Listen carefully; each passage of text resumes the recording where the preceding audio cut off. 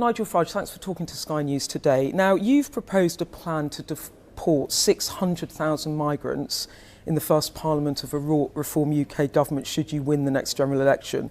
It's a pledge to solve a problem that has skewered both the Conservative and Labour governments.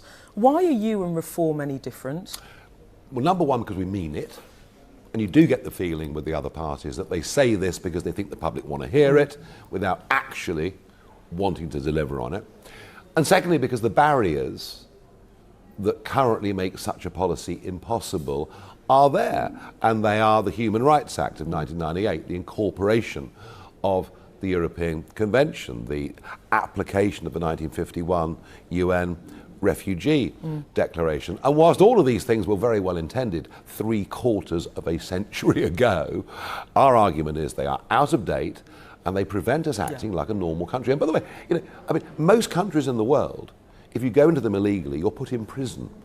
What we're asking for is not especially radical, it's to be normal. So you're going to do a massive overhaul of the law. You've set out lots of other policies. This is a big area where actually you have been very detailed on policy.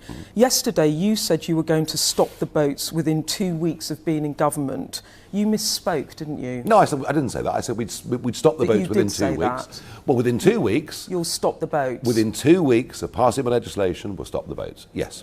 So you'll pass the legislation to stop the boats? Well, we can't stop the boats now, no one can. So when will the boats be stopped? By the end of the Parliament? Just to be clear, this happens, no.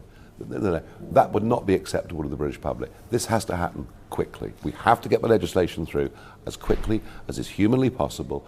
And once we have the powers we need, within 2 weeks it'll stop. So within 2 weeks, once you change the law, there will be no more boat crossings? That's right. So what's the bill that you're going to pass again? What did you call that bill? The illegal migration, the illegal migration bill. And just on record right now, if you win the next general election, after that bill has stopped, that's been passed, within 2 weeks of that bill being passed, there will be no more boat crossings? Maybe more quickly, but yes. And if people attempt to come across, what do? Just send them back to France? Detain, immediately detained, not free to walk the streets, and deported as quickly as is humanly possible. OK, so the boat still might come, but you will be in a position... Why would you pay a trafficker if you know on arrival you're going to be detained and deported? OK. So you're going to leave the ECHR, you've talked about that, you're going to stop the boats, detain the migrants in the RFF bases, sort out the returns deals, start the deportation flights, all in 2 weeks of that bill passing. OK. That's right. All right, you're on record for that. Okay, I certainly am. Let's unpack that a bit then, because you say you will return migrants to the country of origin that they came from, and in the year to March 2025, 40% of those arrivals were from Afghanistan, Syria, Eritrea, Iran and Sudan. If you get into government, will you have those deals in place with those governments in the first 100 days? I think your answer will be yes, Beth. Well, incredibly, even since I gave that speech, we've had other governments saying they will talk to us and do these deals. So you will have those return deals in place? place? Do you know what? I've been amazed at the response we've had already from other governments. So you will have them in place? Because all of the things you're promising, lots of other governments have tried to do, but somehow you're going to do it within 2 weeks and they can't. They've never meant it. All right, so you'll have all of those return deals in place in the first 100 days of a Farage government on the record, you're saying that? I absolutely believe that, OK. Yes. We don't have diplomatic relations with the Taliban, but they are, quote, ready and willing to work with you on migrants.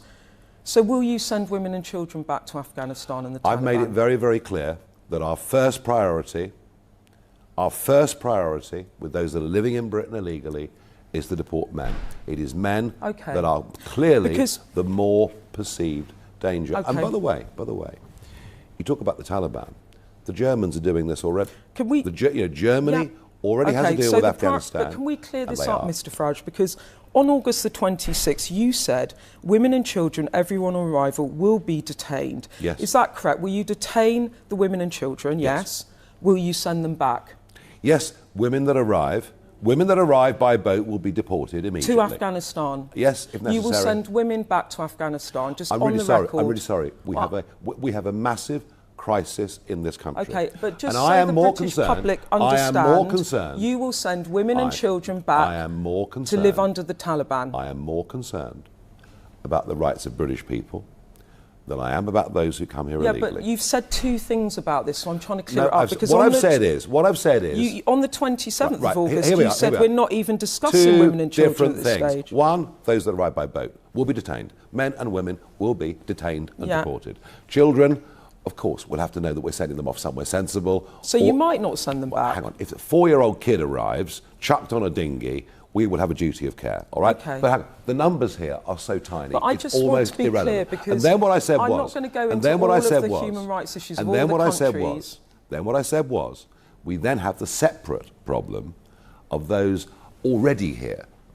Okay, who've come but illegally. I'm just asking you because you've said two things on this. Let's, for clarity, women and children from Afghanistan will be sent back to the Taliban. For clarity, those that cross the English Channel will be detained and deported, men and women. Okay, children will have to think about it. That's clear and that's helpful, and I made because that you've said two things. Then, when it comes to deporting, those that are living here illegally, our priority with that is to deport as many men first. But you might send women back to the Taliban. Let's go on to I tell you what we will do. I just want to protect British women on British streets. And this is the point, I think, that so much of government and media is missing.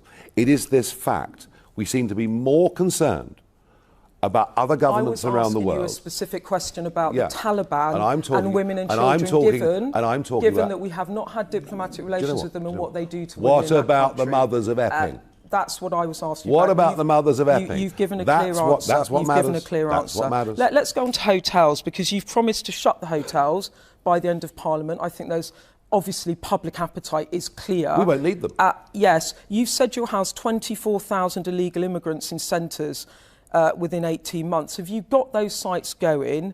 And where are they? And are you going to put them in buildings? Are you going to put them in tents? How does that bit of the policy work? I mean, listen, if we're capable of building a Nightingale hospital in the space of 7 days, and if you look at Florida, where recent detention centres have been built under Governor Ron DeSantis, in 10 days they provided blocks for thousands of people. So you're saying you can build the facilities? Of course, if you've got the will to do these things, you can do it. What I'm really hopeful of, though, is this, that we find those who are living here illegally, and we say to them, look, we're coming to get you, so why not take the voluntary option? Yes, and you've said that I think will be very successful. It's the £2,500 to voluntarily go back to. And if people believe that they are going to be deported, a lot of them will take that option. Okay.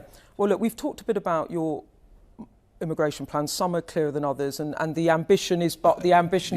Very clear. I heard you very clearly. You will stop the boats within 2 weeks of legislation being passed. I think a lot of people will look at that and think that that is a tall order, but that's on you. Let's get to welfare, because you said in your speech that you want serious cuts to the welfare budget. Other parties are saying this too. It's not fair, you said, on people who get up with their alarm every morning to go to work and pay their taxes. You say, we will be the party that backs working people. In light of that, are you reconsidering your policy to scrap the 2-child benefit cap, given it will add £3.4 billion a year to the welfare bill? No, because what I said specifically was we would scrap it, and no one listened, but we'd scrap it for working British people, meaning a couple who both work 37.5 hours a week. So if people are on benefits, they're not going to qualify for it. If they're receiving universal credit but doing some work? Well, and that's the 16-hour trap, and that's a much bigger, deeper discussion. But no, it's designed for people who are both working full-time. It's a pro-family help for lower paid people. Because the Conservatives say it's unfair to hand packages to families on benefits that are worth which is why I'm not doing more than minimum wage. So you will not do that. No, so it's only for working people. And this is the problem, isn't it? You've got 1 million people out there that are working that would be better off on benefits. So look, just on welfare, it seems to me that you don't like Kemi Badenoch much. You don't seem to agree with the Conservatives on much. But on welfare, you two seem quite aligned. Hang on a second. Because she also believes in cutting No, welfare. she doesn't. The Conservatives have a... Let me put it to you, and then you can disabuse me of what I'm saying. It's comical. The Conservatives say they also want to go on welfare, further on welfare. Really? And they think they can cut £12 billion from the welfare bill, reforming PIP. This was something Rishi Sunak actually put in train before they lost the general election, tightening work capability assessments. Do you agree with some of those policies, Nigel? Tightening PIP eligibility, strict health assessments, long-term sick. on universal credit, downgraded to lower support potentially. Do you agree with some of the ideas of the Conservative Party? I don't believe a single word they say, and nor do the British people. But if you are going to make serious cuts, you're going to have to do some of that stuff, no? No one's listening. No one's listening to what I think people are listening to what you will do on welfare. And do you know why? Because their record in government was the opposite. Welfarism exploded during 14 years. Now, when it comes to it, perhaps the biggest area for all of this is the fact that up to 1,000 people a day are going on to disability. And that's what the Labour government were trying to reverse. Well, they won't, of course. You know they won't. But you would back tougher rules on PIP eligibility. Yes, so as of today, Lee Anderson becomes our welfare spokesman. Lee Anderson will work to help us develop policy. But you are going to make it harder for people to claim PIP. We are going to make it harder across a range of benefits to make sure that those that get them genuinely deserve further than Labour, further than the Conservatives. And given that Lee worked for Citizens Advice Bureau, here is someone that really understands the system. But yes, I'm afraid we cannot literally afford as a country a welfare bill. So Labour didn't go hard enough on the 4.5 billion of cuts. You think they should have gone further?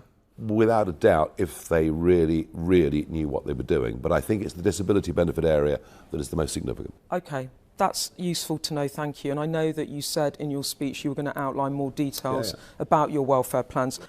Last November, you told Sky News, and I'm quoting you exactly here, just exchanged contracts on the house. I've bought a house in Clacton, your constituency, but it's not your house, is it? I should have said we. You don't actually own a house in Clacton, I should have said we, all right? My partner bought it, so what? OK.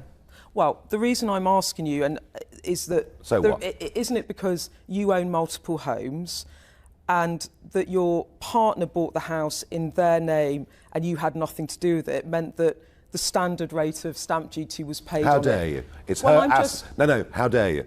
It's her business, her money, her asset. Okay, and you know what? Actually, given that it's in the constituency, for security reasons, it's better that way around. Yes, but I'm just saying, you said I, and that wasn't true. All right, I should have said we. I should have said we. All right, it's her money, it's her asset. I own none of it, but I just happen to spend some time. I know, but I'm just the reason I'm pointing out you've done nothing wrong. I mean, it's completely legal. You can live in that house, and she can. But in terms of the sniff test, it's kind of like you said. I bought this house, and it turns out that actually you know didn't, what? And someone paid less. It's a really funny thing in life, but sometimes we all say things that perhaps we shouldn't quite have said. I should have rephrased it, but I didn't want to put her. I didn't want to put her in the public domain. Do you think it makes you look a bit dodgy, though? No, you can try. You can try as hard as you like. You can try as hard as you like. It's nonsense. OK. So you think it's OK, and that's fine. I just wanted to clear it up that you did not buy that house and standard stamp duty was paid because you have homes elsewhere. Standard stamp duty was paid. One other thing that people are asking as well is Prime Ministers publish their tax returns. I think you haven't published your tax return. There's no reason. I publish my company accounts every year, and you can see exactly. If you became Prime Minister, would you publish your tax return? I think it's probably an imposition too far. Okay, so. But having said that, you know, at the point I become Prime Minister, then all of my business interests would have to be passed over to a trust anyway. So I think, frankly, it wouldn't matter. But you think in terms of now, tax transparency, publishing your tax returns... It's nobody's business. I mean, that's a fair enough point. Just finally, Angela Rayner had to leave government, was found to have broken the ministerial code, didn't get the right advice. She thought she'd done the right thing. It turned out she had not. Do you have any sympathy for her, or do you think that you live by the sword, you die by the sword? Depends what her intentions were. What do you think her intentions were? I don't know. I just sort of hear that the valuation on one of the houses was double what it should have been. It all looks pretty odd. It all looks pretty odd. But you know what? She's the housing minister, and if the housing minister has not paid stamp duty, then there was no other way. But you like her, don't you? Personally. Do you know what? I think she's got personality. I think she's got character. I disagree with her politically on many things. But I kind of think we need more people in politics who are real, and she is real. And she will now be a real problem for Keir Starmer on the backbenches because, of course, you know, the battle for who becomes the new deputy leader is going to see the left side of the Labour Party with a very strong voice. And who knows, her voice might be with them.